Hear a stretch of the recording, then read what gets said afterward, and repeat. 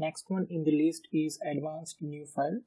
This allows you to create a file anywhere in the workspace. So before we jump into that, let me show you why this plugin is very helpful. So traditionally what we will do is like we will click on this icon to create a new file, or if you want to create a file within the folder, then we go to that folder and then click on the new file. But what if we can do it with the shortcut without laying your hand on the mouse?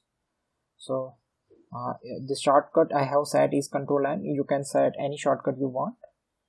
It will take a time first time because I have loaded so many projects in my workspace, but once it is loaded, for example, if I want to create a new file in FFmpeg folder, it will filter out the paths, select the path, and then a name of file like test.php, enter. That will create a file in the desired folder.